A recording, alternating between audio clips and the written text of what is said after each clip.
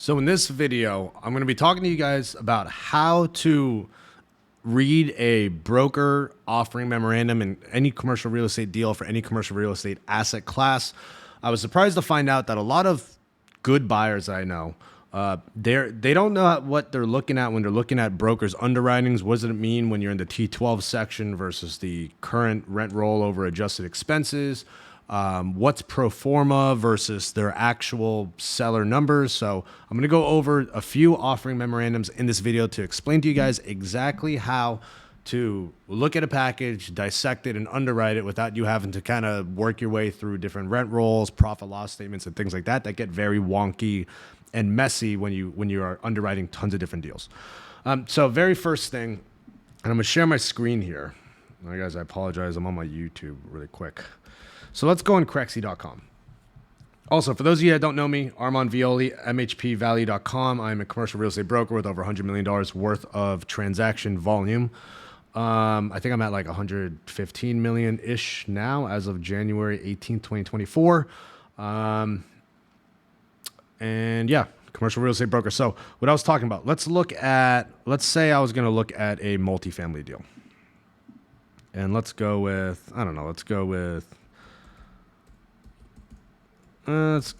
Florida, just cause. I'll find like a 20 unit thing, random broker package, and I'll show you guys my own packages of listings that I have. So, oh, look at that, mobile home parks by coincidence. I think because Crexy knows me really well. Let's zoom in here. Let's go to, so I live in Tampa, Florida. Let's see if there's anything in Tampa that looks juicy. So when you guys are looking at broker packages, right? The number one thing that you really want to do is don't waste your time, because you have to be underwriting when you're looking at on-market deals. You need to be underwriting tons of different deals and sending out tons of different offers if you're going to actually find a good deal. It's on market, you're at competition. So very first thing is you should be looking at properties that have been sitting on market because they're stale. They're going to obviously come off their asking price if it's been sitting on market. And then two, you have to understand how to underwrite these things quickly and effectively without having to spend hours trying to dissect a seller's messy rent rolls and messy profit loss statements, and that's what the offering memorandums are for. So very first thing, if you guys are looking on Crexy.com or LoopNet, ignore everything in the details, right? Every single broker half-asses the details because they spend their time building the package and putting together the offering memorandum. So let's do this. I'm logged in. I don't know why this doesn't do this already. So I'm just going to plug this all in so you guys can see this.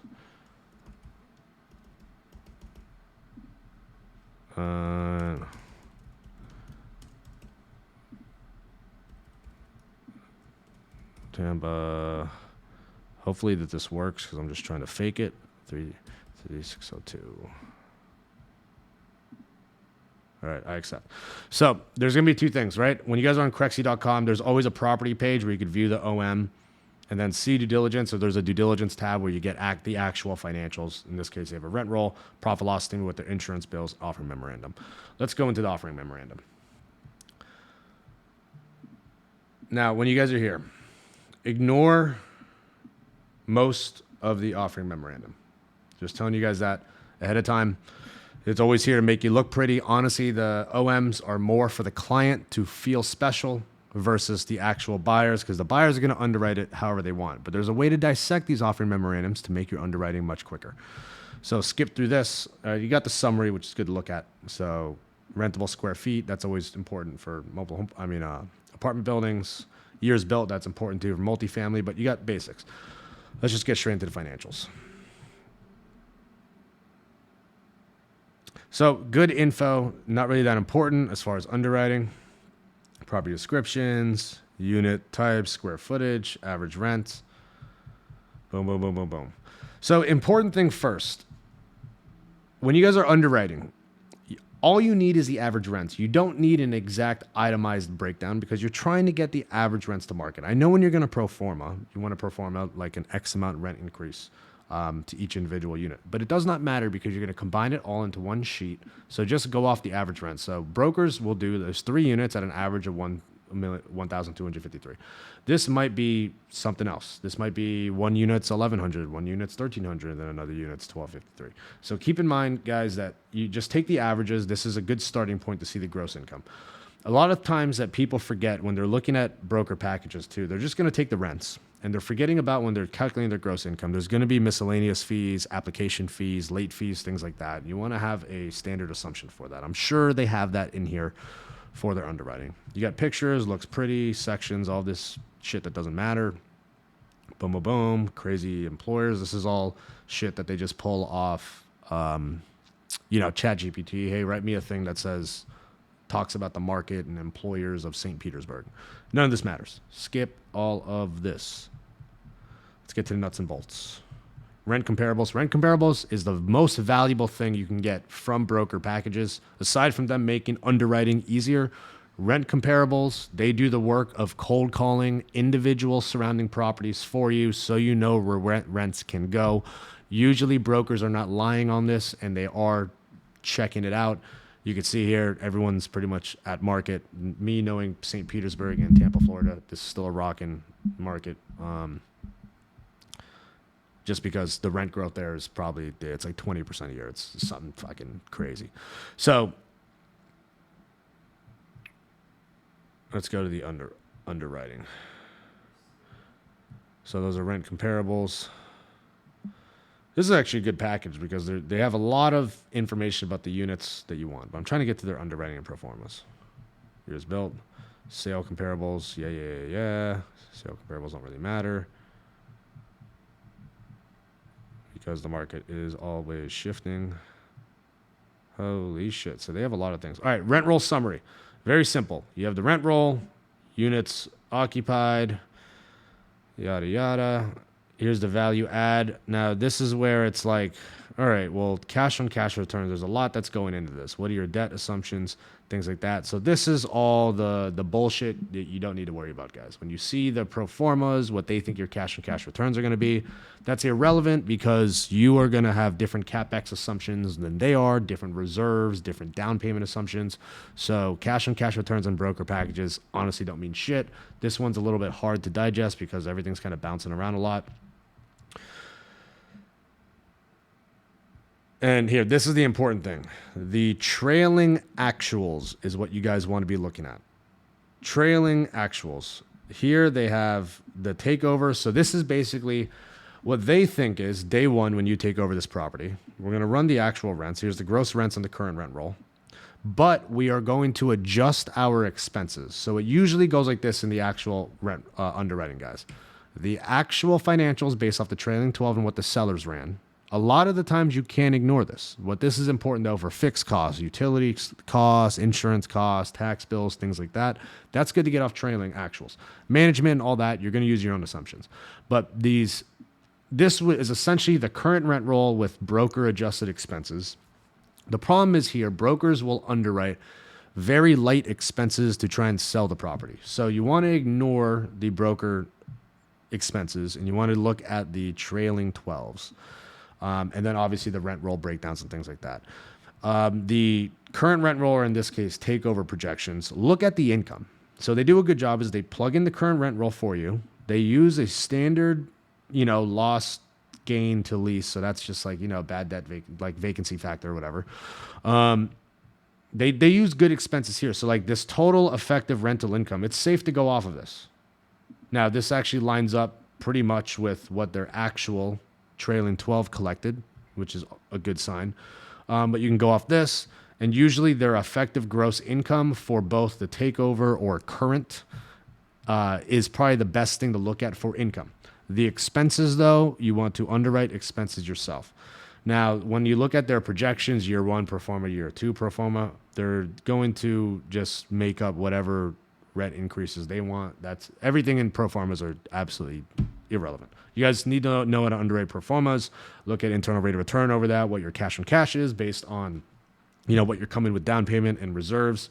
So you should be able to calculate all of that out. Here's their expenses. Look at, again, the seller actual expenses and then adjust the variables accordingly. So contract services, you want to use your own assumptions. Here they assume $2,000. Seller's actual is $350. Repairs and maintenance, seller only had $3,000. They're assuming $5,000. You want to use your own assumptions for the controllable, as they call it, the variable ones, and then the non-controllable taxes. If it gets reassessed, which they think is going to happen in year one, insurance, utilities, like I was saying, take these sellers' actual numbers for that. And I like to increase this by 3% each year to account for inflation. And then as occupancy goes up, I increase the seller expenses by the same proportion of occupancy, because obviously water usage, electric usage, trash usage, that all goes up based on your occupancy. So that's an example of what to look at. You really want to just look at rent comparables, the actual and the broker current gross income, but then expenses, look at the actuals, use your own assumptions for the variable expenses. Let's look at my own package now. All right, let's go to listings. And I present this way simpler in that guy's package. I was actually surprisingly complicated and just numbers all over the place. I feel like he should use better grids. But all right, let's do Wapaton, North Dakota. I have this package actually pulled out. Let me just pull it up. On the street. Let me get this off so you guys don't steal my deals. So Wapaton, North Dakota. Here is a listing that I have. All right, we already had it pulled up. So you'll see here we have summaries. Ignore the summaries because you're going to go to the underwriting page as it is. Ignore the investment highlights. I mean, it's a great and all. Now, these employer maps and different things we put in here, again, these are like auto-generated. We write some of it, but it's not, this really isn't that important. Like, you do your own due diligence on the area. Summaries, again, doesn't matter. There's always going to be a simple rent roll breakdown. So here we go, rent comparables. So you guys could see exactly what's going on and how this compares to other rents within that market.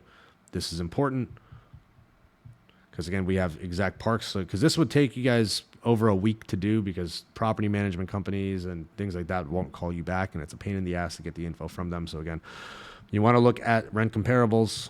But here we go, a very simple rent roll breakdown. This is the actual rent roll with the exact breakdown and the average rents. So you don't need to go do the calculations and spend 3 hours going through some messy rent roll the seller has. Look in offering memorandums for their rent roll breakdown, because that is actual and accurate. They did the heavy work for you, so it's easy for you to plug this into your underwriting. These are financing assumptions we assumed someone could get, because this will qualify for agency debt. We got our land NOI, park on home NOI, our combined NOI, debt service coverage ratios, cap rates. Again, a lot of this kind of is irrelevant. Now, this is good debt terms, what you probably would get on this property. But these calculations is going to assume like the cash on cash return. It's assuming you're going to use the same reserves, the same, assumptions we made for CapEx in year 1, year 2. And those are things we don't even include in the package. So ignore the cash on cash returns. Here's like a home inventory list. That's important. Here's the important thing, though. When you look at the land, so here's his T12 as of 6/2023. Here's his T10 that we went ahead and annualized, because he only had a T10 at the time in October sending this to us. So we annualized that. So again, these are actual collected numbers, actual collected. So when you're looking at the income, our current, it's like he increased occupancy over this time. So his actual current rent roll is collecting $480,000. So what I like to do about the current and not look at the T12 income is that the current, they usually increased occupancy on the way to getting it ready to sell. So if you're going to look at what the rental increase or current rents are, it's going to be the current rent roll. Forget about the adjusted expenses, current rent roll. So currently, this should be collecting $549,000, which is slightly better than his T12 or T10 annualizes profit loss statements, but that's because he increased occupancy over time. Now, like I mentioned before, we don't adjust the fixed costs. So taxes, we adjusted to what the actual tax bill is. He had some other things convoluting his profit loss statements here. So we back out, the fixed costs are good on our thing, $43,000. Insurance is actual. We think it's going to be adjusted to $7,800. He doesn't have his park on home insurance separated out here.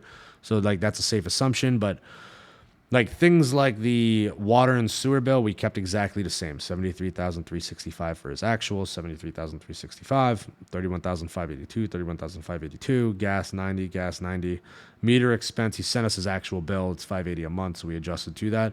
But like the fixed costs, it's good to look at these, but it's the variable costs, like 28,800 staffing. You might run 40,000 in staffing. Another guy might just give free lot rent to someone and then have a management company. We did 28,800 and then a 5% management fee. That's irrelevant. That's not how you might run it. Totally different. So you do want to like ignore these pro forma and adjusted expenses to a certain extent, but just to cut through the nuts and bolts, guys, look at the rent roll breakdown and look at the broker current rent roll, or the takeover, as the Marcus Millichap guy likes to call it. That actual gross income, because the income is accurate. They did the heavy lift of dissecting the rent roll for you. That's actual. Just ignore the expenses, look at the T12s for the expenses, and then go from there. So every package always has the real seller numbers, the current rent roll with adjusted numbers, and then the bullshit pro forma. You could usually ignore the pro forma. We're assuming you fill 6 homes a year, 6% increase. Someone might only do 3 homes a year. Someone might do 10 homes a year. So the pro formas are irrelevant. It's, you know how quick you could infill. It's really the current and then the seller's actual. So you don't need to go through the profit loss statements and spend hours upon hours. Like this guy has pretty wonky profit loss statements. Like if I'm looking at his profit loss right here, right? So he doesn't have like lot rent on his profit loss separated out from park on home rent. So you're just going to see, because annualized, you're just going to see his total amount. Or if we look at like his, let's say we have a monthly like T12. If you're looking at this, like this is a lot that you need to kind of dissect. There's a lot of different numbers, miscellaneous things. It's not the easiest thing to just read and dissect if you're trying to underwrite 30 different deals and send out 10 offers. So when you guys are looking at on-market properties, like just go through the broker OMs and pay attention to their rent roll breakdowns and their income breakdowns, and then the fixed expenses that aren't going to change.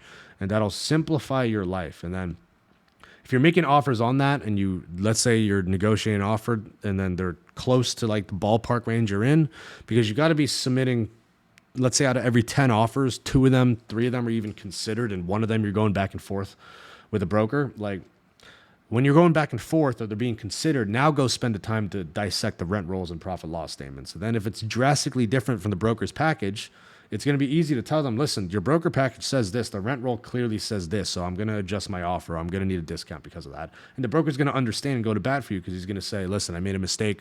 I shouldn't have put that in the package, because obviously the rent roll represents something else. So keep that in mind when you guys are looking at like different commercial real estate deals and you're going after on market or wholesale things. Like the simple breakdowns that they give you it's going to make it easier for you to underwrite. You need to be underwriting lots and lots of properties, making lots and lots of offers to try and find the diamonds in the rough, because if you just make 1 or 2 offers a month, you're not going to find any deals. You got to be making, I would say, if you're doing on market properties, 1, you want to be going after off market properties. Download my free guide to learn how to do that. I've done over $100 million in transactions less than 3 years. But like if you're doing on-market properties, you're going to want to be making probably 5 offers a week, because after 100 offers, you might only get like 2 deals. Like I think Open Door Capital, not the single family Open Door house flipping thing that went bankrupt. Like Open Door Capital, the big mobile home park, apartment house, multifamily and storage unit fund. I think they talked about like for every 100 deals they underwrite, they get 1 contract, and they don't even close 100% of the time. So I think they did some ratio like that, or maybe I'm thinking of someone else, but you have to think like reset your expectations. You got to be underwriting and hunting tons of deals if you guys want to find the best. And the quickest way to do that is, reading broker packages correctly and understanding how that works. Hope you guys enjoyed this video. If you want to learn more about how to find off-market commercial real estate deals, this applies to every single asset class. I particularly specialize in large-scale mobile home parks. Average transaction size probably around 5 to 15 million, somewhere in that range.